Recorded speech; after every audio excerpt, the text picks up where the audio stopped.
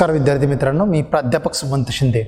विद्यार्थ्यांनो, आजच्या व्याख्यानाचा विषय इयत्ता 12वीच्या प्रकरण क्रमांक 1 मधील जो आपला चौथा मुद्दा आहे तो आहे मानसशास्त्राच्या अभ्यास पद्धती. या मानसशास्त्राच्या अभ्यास पद्धतींमध्ये यापूर्वी वेगवेगळ्या पद्धतींचा अभ्यास आपण केलेला आहे. कोणकोणत्या पद्धती मानसशास्त्रामध्ये असतात आणि त्या पद्धतींच्या आधारे कशी मानवी वर्तनासंदर्भातील माहिती गोळा केली जाते किंवा कशा प्रकारे एका गोष्टीचा दुसऱ्या गोष्टीशी संबंध आहे हे शोधलं जातं. या पद्धतींमधील प्रायोगिक पद्धतीचा अभ्यास आपण यापूर्वीच केलेला आहे. प्रायोगिक पद्धती ही अत्यंत विश्वसनीय आणि उपयुक्त अशी पद्धती आहे. ही पद्धती पाहिल्यानंतर आपण सर्वेक्षण पद्धतीचा अभ्यास केलेला आहे, निरीक्षण पद्धतीचा अभ्यास केलेला आहे आणि आता आपण वृत्तीय इतिहास पद्धतीचा अभ्यास झाल्यानंतर चौथ्या महत्त्वाच्या पद्धतीकडे येतोय. तिचं नाव आहे सहसंबंध पद्धती. सहसंबंध पद्धती ही मानसशास्त्रातील संशोधनाची एक अत्यंत उपयुक्त अशी पद्धती आहे. या पद्धतीच्या माध्यमातून मानवी वर्तनाबद्दल माहिती गोळा करता येते. परंतु या पद्धतीचं प्रमुख वैशिष्ट्य म्हणजे ही पद्धत संख्याशास्त्रीय पद्धत आहे. It's an statistical method.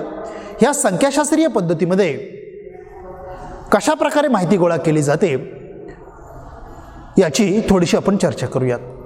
विद्यार्थ्यांनो, मानसशास्त्रामध्ये ज्या पद्धती आहेत, जसे की प्रायोगिक पद्धती आहेत, प्रायोगिक पद्धतीला काही मर्यादा आहेत.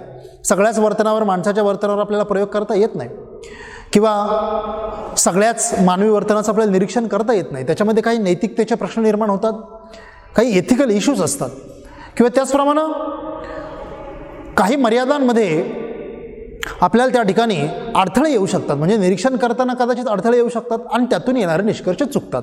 म्हणजे जशा प्रत्येक पद्धतीला त्या ठिकाणी काय आहेत, मर्यादा आहेत. म्हणजेच ती घटना घडत असतानाच तुम्हाला त्या ठिकाणी प्रत्येक वेळी असणं शक्य होणार नाही आणि म्हणूनच इतर कोणत्या तरी पद्धतीची गरज पडते. म्हणजे समजा एखादी घटना तुमच्यासमोर घडतीये आणि त्यावेळेस तुम्ही निरीक्षण करताय, तर ती निरीक्षण पद्धत तुमच्या उपयोगाला येईल. परंतु घटना घडून गेल्यानंतर जर तुम्हाला कारण शोधायचं असेल की बाबा ती घटना का घडली, त्याचं कारण काय, तर मात्र तुम्हाला निरीक्षण किंवा प्रयोग या पद्धतीचा वापर करता येणार नाही. ही त्या पद्धतींची मर्यादा आहे. मग त्यासाठी कोणती पद्धत वापरायची? ज्या घटना घडून गेलेल्या आहेत त्या घटनांचा जर तुम्हाला कारण परिणाम शोधायचा असेल किंवा कार्यकारण भाव शोधायचा असेल तर तुम्ही कोणती पद्धती वापरणार? तर त्यासाठी वापरली जाणारी पद्धत आहे विद्यार्थ्यांनो सहसंबंध पद्धती. नावाप्रमाणेच या पद्धतीची व्याख्या करतानाच आपण म्हटलेलं आहे की या पद्धतीमध्ये दोन किंवा अधिक परिवर्त्यांमधील सहसंबंध जो आहे तो शोधण्यासाठी ही पद्धत वापरली जाते. पहा, यापूर्वीच आपण परिवर्त्य म्हणजे काय शिकलेलो आहोत. परिवर्त्य म्हणजे असा कोणताही घटक की ज्याला स्वतःचं मूल्य असतं आणि असे परिवर्त्य एकमेकावर परिणाम करतात. मग जर दोन परिवर्त्य असतील आणि दोन परिवर्त्यांमध्ये खरोखर काही सहसंबंध आहे का, एखाद्या परिवर्त्याचं कारण आहे का किंवा एखाद्या परिवर्त्य दुसऱ्या परिवर्त्याचा परिणाम आहे काय, हे जर शोधायचं असेल तर सर्वात उपयुक्त ठरणारी पद्धती आहे सहसंबंध पद्धती. तिला त्यासाठी आपण कोरिलेशनल मेथड असं म्हटलं. Is there any correlation between two variables and if yes then we have to use correlational method. आणि म्हणून ही जी कोरिलेशनल मेथड आहे किंवा ही जी सहसंबंध पद्धती आहे ही अत्यंत उपयुक्त, म्हणजे विशेषतः घडून गेलेल्या घटनांच्या दोन परिवर्त्यांमधील सहसंबंध शोधण्यासाठी ही पद्धत वापरली जाते. मग काय आहे ही पद्धत? कशा प्रकारे या पद्धतीमध्ये त्या ठिकाणी मापन केलं जातं किंवा कार्यकारण भाव शोधला जातो आपण समजून घेऊया. आता इथं दर्शवल्याप्रमाणे त्या ठिकाणी आपण सहसंबंध पद्धतीच्या माध्यमातून एक सहसंबंध गुणांक मिळवू शकतो. बघा, सहसंबंध गुणांक ज्याला आपण कोरिलेशन कॉफिशियंट असं म्हणतो, तर हा कोरिलेशन कॉफिशियंट आपण त्या ठिकाणी मिळवू शकतो आणि त्याचं मूल्य जे असतं म्हणजे दोन परिवर्त्यांमध्ये सहसंबंध आहे का, आणि असेल तर तो सहसंबंध -1 to +1 दरम्यानच असतो. म्हणजे तुमचा सहसंबंध गुणांक हा -1 ते +1 या दरम्यानच तुम्हाला नेहमी मिळतो. मग थोडक्यात समजून घ्या, जर समजा दोन परिवर्त्यांमध्ये 100% सहसंबंध असेल तर तुमचा मिळणारा गुणांक हा +1 असेल, म्हणजे करेक्ट 1, संपूर्ण 1 तो येईल. परंतु जर दोन परिवर्त्यांमध्ये काहीही संबंध नसेल तर तुमचा सहसंबंध गुणांक येईल 0. लक्षात घ्या. पहा, मग समजा दोन परिवर्त्यांमध्ये जर 50% त्या ठिकाणी सहसंबंध असेल, म्हणजे एखादी गोष्ट जर दुसऱ्या गोष्टीशी किती टक्के संबंधित आहे, 50% जर त्या ठिकाणी ती संबंधित असेल तर तुमचा सहसंबंध गुणांक येईल 0.50 किंवा 0.50. लक्षात घ्या. आणि म्हणून सहसंबंध गुणांक हे नेहमी -1 ते +1 या दरम्यानच असतात. आता आपण पुढे जाऊया. म्हणजे दोन परिवर्त्यांमधला सहसंबंध शोधत असताना आपल्याला सहसंबंध गुणांक काढावा लागतो आणि तो या दरम्यान येतो, एवढं तुम्ही लक्षात घ्या. ठीक आहे. आता सहसंबंध पद्धतीचं आपण एक उदाहरण घेऊया. लक्षात घ्या, समजा त्या ठिकाणी आपण एखादी घटना घडून गेलेली आहे आणि तिचं जर तुम्हाला मोजमाप करायचं असेल तर तुम्ही कसं कराल. म्हणजे उदाहरणार्थ मानसशास्त्राच्या पुस्तकामध्ये एक आपल्याला छानसं उदाहरण दिलेलं आहे, आपण तेच उदाहरण घेऊया. त्यांनी असं म्हटलेलं आहे की समजा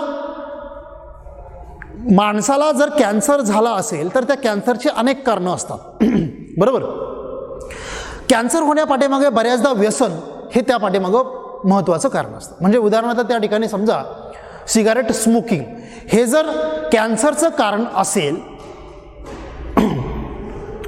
आणि तुम्हाला जर त्या ठिकाणी तुमच्यावर जर काम सोपवलं की खरोखरच सिगारेट ओढल्यामुळे आयुष्य कमी होतं काय किंवा आयुर्मान कमी होतं काय, या दोन परिवर्त्यांमधला सहसंबंध शोधा.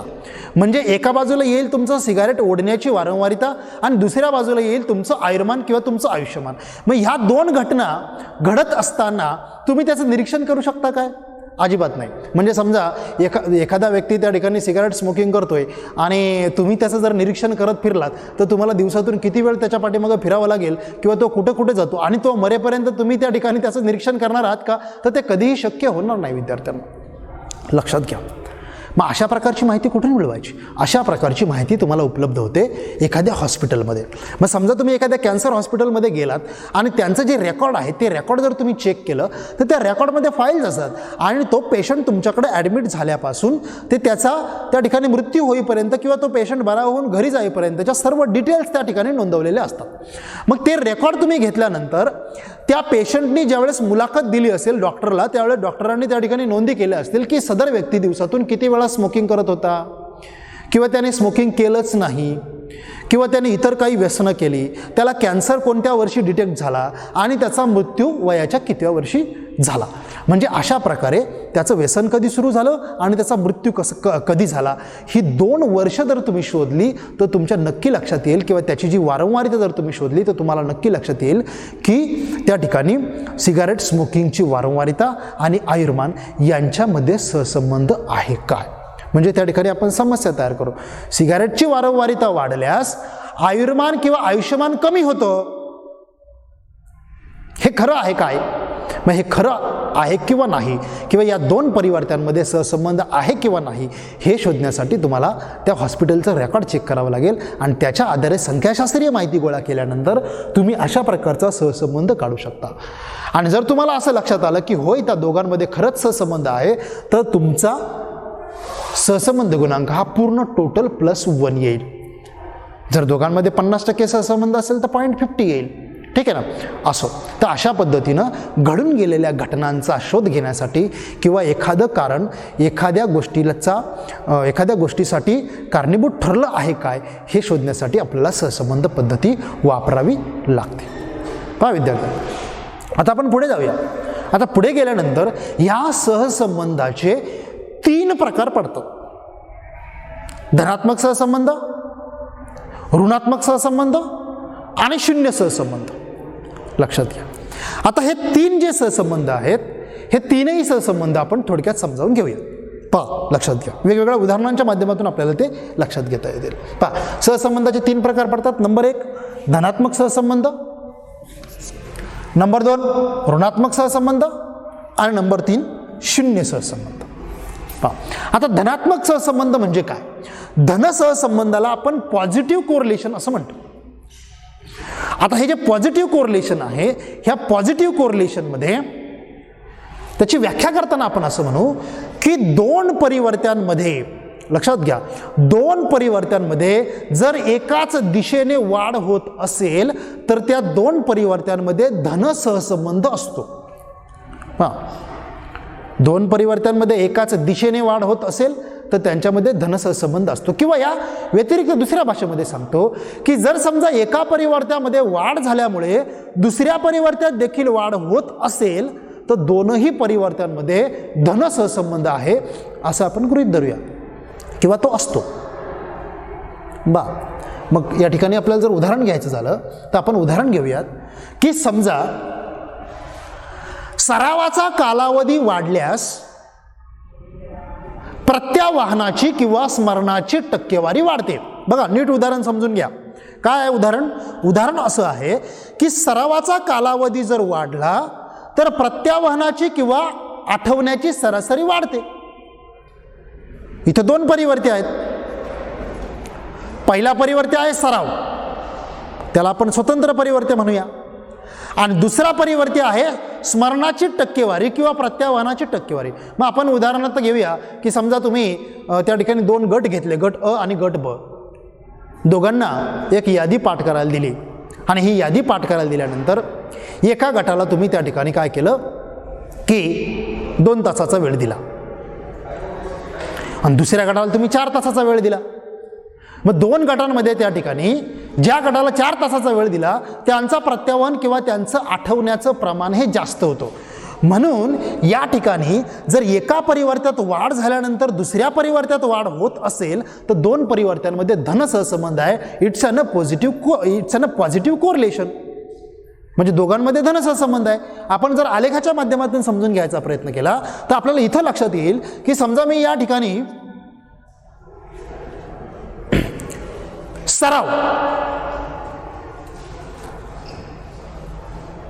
सरावाचा कालावधी घेतलेला आहे. मग समजा त्या ठिकाणी सरावाचा कालावधी 2 तास आहे. सरावाचा कालावधी 2 तास असताना स्मरणाची टक्केवारी 10 आहे. सरावाचा कालावधी 4 तास झाल्यानंतर स्मरणाची टक्केवारी 20 आहे. आणि सरावाचा कालावधी 6 तास घेतल्यानंतर त्या ठिकाणी स्मरणाची टक्केवारी 30 आहे. म्हणजे जसा जसा सराव वाढत जातोय तसतसं स्मरणाची टक्केवारी वाढत जाते. आणि म्हणून दिशा दर्शवणारा जो आलेख आहे हा एकाच दिशेने वाढत चाललेला आहे आणि म्हणून त्याला धनसहसंबंध असं म्हणतात. दोन्ही परिवर्तनांमध्ये समान दिशेने बदल होत आहेत आणि म्हणून त्याला आपण धनसहसंबंध असं म्हणतो. लक्षात? ठीक आहे, असो. आता आपला ऋण सहसंबंधाकडे जायचंय. याच्या विरुद्ध ऋण सहसंबंध म्हणजे काय? ऋण सहसंबंध म्हणजे जर दोन परिवर्त्यांमध्ये विरुद्ध दिशेने बदल होत असेल, समजा दोन परिवर्ती आहेत आणि त्यांच्यामध्ये विरुद्ध दिशेने बदल होतोय तर त्यांच्यामध्ये असणारा सहसंबंध हा ऋण सहसंबंध असेल. किंवा वेगळ्या भाषेमध्ये सांगतो, जर एका परिवर्त्यात वाढ होते आणि दुसऱ्या परिवर्त्यामध्ये घट होते असं जर होत असेल तर त्या ठिकाणी दोन परिवर्त्यांमधला सहसंबंध हा ऋण सहसंबंध असेल. जसं आपण मगाशी उदाहरण घेतलं की सिगारेटची वारंवारिता वाढली किंवा स्मोकिंगची वारंवारिता वाढली की आयुर्मान घटतंय, आयुष्यमान घटतंय. म्हणजे आलेखाच्या माध्यमातून समजून घ्या. म्हणजे अगदी विनोदाचा भाग म्हणून आपण या ठिकाणी हे उदाहरण घेतोय. समजा गृहीत धरा तुम्ही हॉस्पिटलमधून सगळं रेकॉर्ड मिळवलं. समजा तुम्ही एक 50 माणसांची माहिती मिळवली. कॅन्सर हॉस्पिटलमध्ये तुम्हाला 50 काय सहज 500 लोकांचा रेकॉर्ड सहज मिळून जाईल आणि तुम्हाला बऱ्याच मोठ्या प्रमाणात दिसेल की त्यांचा सहसंबंध हा त्या ठिकाणी स्मोकिंगशी किंवा त्या ठिकाणी तंबाखूजन्य पदार्थांशी होता. बरं की नाही? मग आपण या ठिकाणी सिगारेटची वारंवारिता घेतली. मग या ठिकाणी आपण 2 अक्ष दाखवले. समजा मी या ठिकाणी एक्स अक्षावर सिगारेटची वारंवारिता घेतली. ती कशी घेतली आहे बघा. दिवसाला 5 सिगारेट, दिवसाला 10 सिगारेट, दिवसाला 15 सिगारेट आणि दिवसाला 20 सिगारेट. जर समजा एक व्यक्ती दिवसाला 5 सिगारेट ओढत असेल, दुसरा 10 ओढत असेल, तिसरा 15 ओढत असेल आणि चौथा 20 ओढत असेल किंवा पित असेल तर यांच्या आयुर्मानामध्ये काही बदल दिसून येतात का? मग जेव्हा तुम्ही हॉस्पिटलचं रेकॉर्ड चेक केलं तेव्हा तुम्हाला असं दिसून आलं की या ठिकाणी जो माणूस त्या ठिकाणी दिवसाला 5 सिगारेटचं स्मोकिंग करत होता तो आयुष्याच्या 60व्या वर्षी वारला, किंवा त्याचा मृत्यू हा वयाच्या 60व्या वर्षी झाला, किंवा त्याला कॅन्सर हा वयाच्या थोड्या उशिरा वर्षी झाला, किंवा 60व्या वर्षी झाला आणि त्याच्यामध्ये मृत्यू झाला. बरोबर. म्हणजे सिगारेट 5 असताना किती वर्ष जगला? 60. बरं की नाही? हां, मजेशीर उदाहरण आहे. सिगारेटची वारंवारिता वाढली. जो माणूस 10 सिगारेट दिवसामधून पेत होता तो वयाच्या 50व्या वर्षी मेला. लक्षात घ्या. बरं, आयुर्मान घटलं, सिगारेटचं प्रमाण वाढलं, आयुर्मान घटलं. त्या ठिकाणी समजा जो माणूस 15 सिगारेट दिवसाला ओढत होता त्याचा मृत्यू वयाच्या 40व्याच वर्षी झाला. आलेख आणखी खाली आला तुमचा. बघा, या दिशेने उलट्या दिशेने प्रवास करतोय आलेख. मगाशी धनसंबंधामध्ये सुईच्या दिशेने प्रवास करत होता, आता आलेख आपला उलट्या दिशेने प्रवास करतोय. मग या ठिकाणी सिगारेटची वारंवारिता वाढली, ती किती झाली? 15 झाली. बरोबर. आणि आयुर्मान कुठं आलं? 40वर आलं. आणि जो माणूस त्या ठिकाणी दिवसातून 20 सिगारेटचं स्मोकिंग करत होता त्याला 30व्या वर्षीच कॅन्सर झाला, किंवा त्याचा मृत्यू 30व्या वर्षीच झाला. म्हणजेच एका परिवर्त्यामध्ये काय होतीये?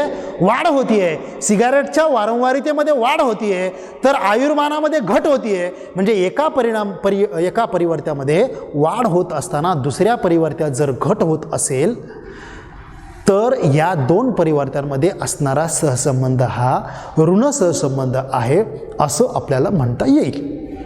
ठीक आहे ना? पहा, धनसहसंबंधात दोन्ही परिवर्त्यांमध्ये वाढ होते, ऋण सहसंबंधात एका परिवर्त्यात वाढ होते तर दुसऱ्या परिवर्त्यामध्ये घट होते. बरोबर की नाही? आणि मग आता आपण तिसऱ्या सहसंबंधाकडे जाऊया. तिसरा सहसंबंध आहे शून्य सहसंबंध. जेव्हा 2 परिवर्त्यांमध्ये कुठल्याही प्रकारचा सहसंबंध नसतो तेव्हा त्याला शून्य सहसंबंध किंवा 0 कोरिलेशन असं म्हणतात. 0 कोरिलेशन, त्याच्यामध्ये कोणताच सहसंबंध नाही. म्हणजे उदाहरणार्थ आपण त्या ठिकाणी घेऊया की केसांचा रंग आणि बुद्धिमत्ता.